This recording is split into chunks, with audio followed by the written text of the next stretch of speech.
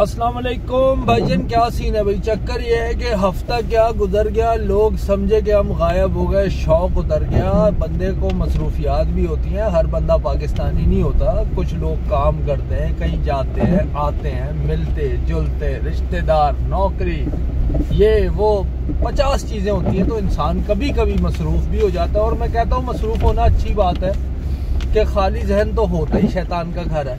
मुद्दे पर आते हैं भाईजान। एक हफ्ता तो पाकिस्तान में ऐसे है जैसे कोई एक साल हो।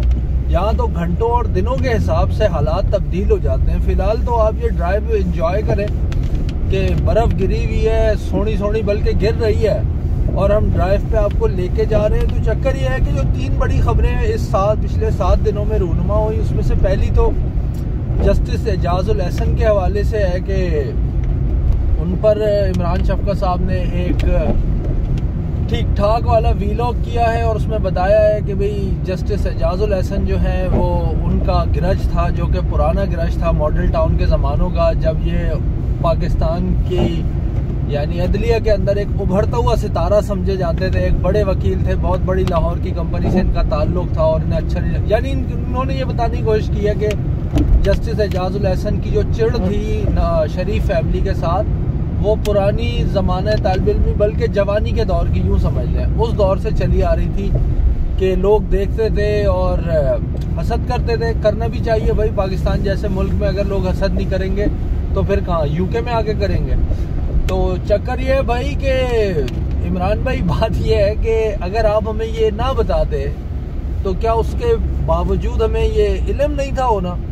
मैं समझता हूँ कि आपने बहुत ज़्यादा ज़्यादती की है। ज़्यादती आपने इसलिए की है कि यार देखें ना, आपने जस्टिस एजाजुल एहसन के ऊपर ये लगा दिया इल्ज़ाम कि भाई आपको जो खिंच थी वो पुरानी थी, जो कि जैसे मैंने कहा कि मॉडल टाउन के ज़मानों की थी, जब लश पश आगे पीछे नवाज शरीफ साहब जो है वो नए नए सियासत में वारिद हो रहे थे। नवाज शरीफ साहब का उस वक्त तक कोई सोशल स्टेटस बहुत ज़्यादा बड़ा नहीं था। हाँ, ये तो ज़रूर था कि वो एक बिजनेसमैन थे, कामयाब बिजनेसमैन के बेटे भी थे और ख़ुद भी कामयाब बिजनेसमैन थे।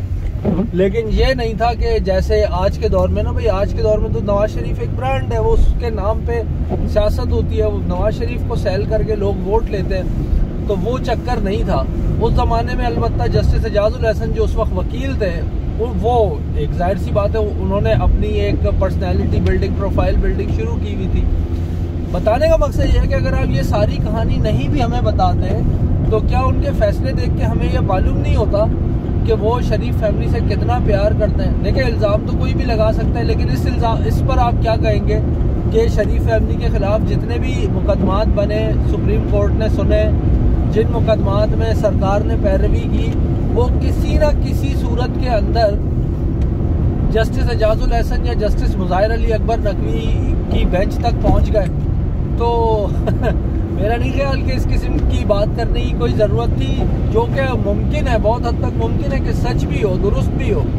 लेकिन इसके बावजूद आप देख लें, पनामा की फैसले की बेंच का वो निकाल लें, आप अकामा की बेंच के जो जजेस, मुअज़्ज़ज़ जज साहिबान थे वो निकाल लें। इसी तरीके से बेशतर आदमी इस पर बात भी कितनी एक बात कर लेंगे आप एक ही मौजू के ऊपर। तो एक तो ये चीज़ हो गई कि आपके इल्ज़ाम लगाने के मोहताज नहीं है। जस्टिस एजाजुल एहसन साहब के जो फैसले हैं वो खुद बोल रहे हैं कि वो कितने एक मोतदिल, एतदाल पसंद या उस तरीके से थे, जो भी आप उसे नाम देना चाहें, कितने यानी अनबायस थे वो, तो उनके फैसले कह ही रहे हैं। तो मेरा नहीं ख्याल कि इसकी कोई ज़रूरत है।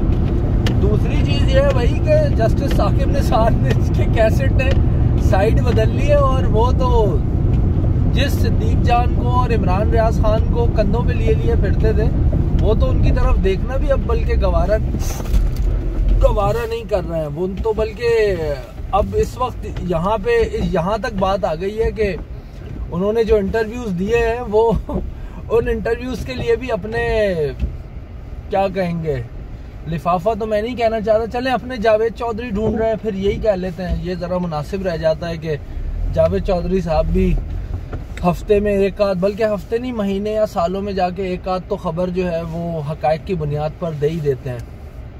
तो जस्टिस साकिब निसार ने एक अजीब व गरीब इंकशाफ किया है। वो फरमा रहे हैं कि मैंने इमरान खान को कुल्ली तौर के ऊपर सादिक और अमीन नहीं करार दिया था। बिल्कुल ठीक है सर, आपने कुल्ली तौर के ऊपर नहीं दिया होगा, फिर आपने गरारे के तौर पर दिया होगा। अजीबोगरीब बात है भाई, इंसान ईमानदार और सच्चा होता है या नहीं होता, ये कुल्ली तौर पर देना या नहीं देने की क्या तुक है भाई। मतलब कोई अकल की बात करनी चाहिए चीफ जस्टिस साहब आपको कि जी मैंने कुल्ली तौर पे नहीं दिया। भाई आपने अदालत ने अगर फैसला दे दिया कि फला आदमी सादिक और अमीन है तो फिर वो सादिक और अमीन है। फिर ये नहीं होगा कि नहीं अरे असल में आप समझे नहीं।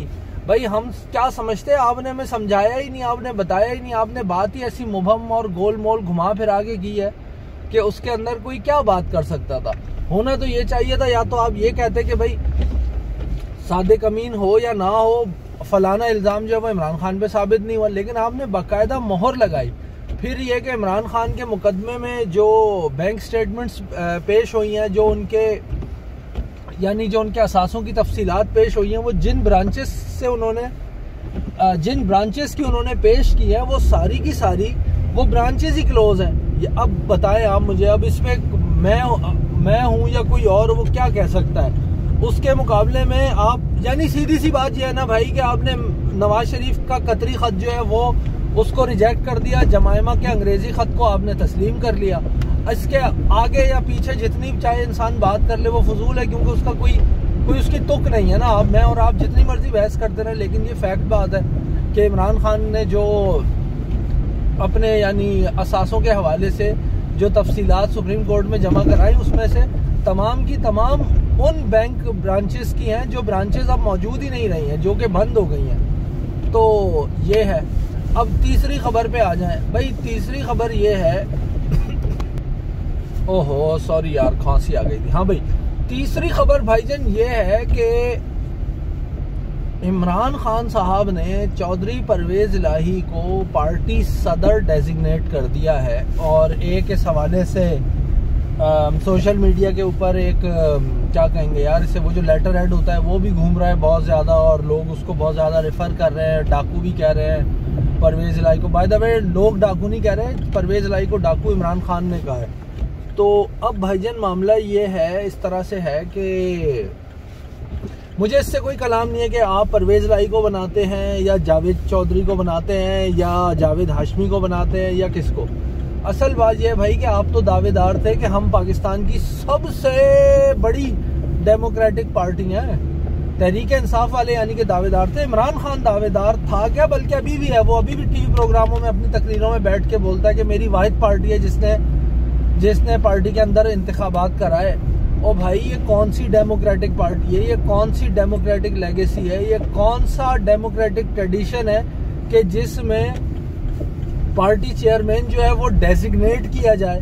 मतलब यार ऐसा तो जो आम छोटे मोटे जहाँ पे मतलब कोई तहजीब, जिन ममालिक में तहजीब के निशानात बाकी हैं, वहाँ पर तो भाई जो क्लब का चेयरमैन होता है, आम छोटे से क्लब का, कोई क्रिकेट क्लब है, कोई फुटबॉल क्लब है, कोई सोशल क्लब है, उसका चेयरमैन भी डेजिग्नेट नहीं होता। वो लोगों से वोट लेके आता है कि हाँ भाई इस तरीके से और ऐसे और वैसे, और मैं ये यानी लोगों को कन्विंस करता है ना। वो किसी भी तरीके से कन्विंस करे वो उसका इशू है, लेकिन बहरहाल एक वोटिंग होती है, एक तरीका होता है। यहाँ पे खान साहब जो ये दावे करते नहीं थकते कि भाई मैं हमारी पार्टी तहरीक इंसाफ पाकिस्तान की वाहिद एक नंबर डेमोक्रेटिक पार्टी है, उसका चेयरमैन जो है वो आप डेजिग्नेट कर रहे हैं। भाई आप डेजिग्नेट कर रहे हैं तो बस फिर भाड़ में जाएं। किस बात का आपका जमहूरियत का दावा है, या किस बात का आपका दावा है कि आप मुल्क के अंदर जो है वो जमहूरी ट्रेडिशन को चलाना चाहते हैं या जमहूरी तर्ज अमल को चलाना चाहते हैं। बात यह है कि भाई या तो जैसे मैंने कहा ना